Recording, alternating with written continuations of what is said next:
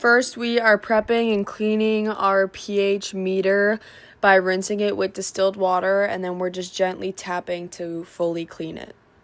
First, we use a pH buffer of 7, and here we're shown just lightly swirling the pH meter into the solution, and then we're going to read off the screen and record in your lab notebook.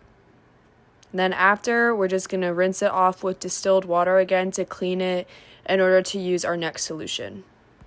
Now we're going to rinse the pH meter again with distilled water and then gently tap it to dry it off. And then now we're going to test it in our pH buffer of 4, and you're just going to gently swirl to read the pH again and then record in your lab notebook. And then we're going to clean it off with distilled water again.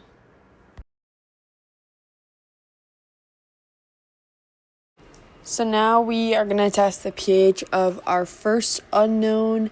So we're going to do the same thing where we rinse our pH meter with distilled water in order to clean it. And then we're going to put the pH meter into our unknown solution and see what it reads. And then we write down what it reads in our notebook, and then we're going to clean it off again. And since the pH was low, it's an acid. Now Adam's going to test the pH of our next solution. So we're going to do the same thing. We'll rinse off the pH meter with the distilled water. And then we're going to dip the pH meter into our solution and see what it reads. And then write it down. And since the pH is above 7, this is going to be a base.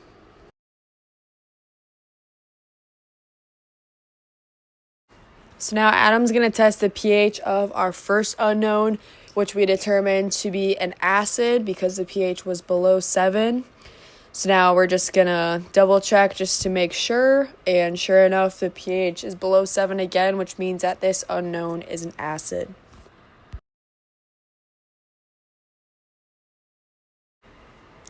Now, I'm going to test the pH of the unknown that we determined to be a base because the pH was above 7. So I'm just going to double check this now and see what we get. And then we're going to record that in our notebooks and just clean everything off in order to finish up the experiment.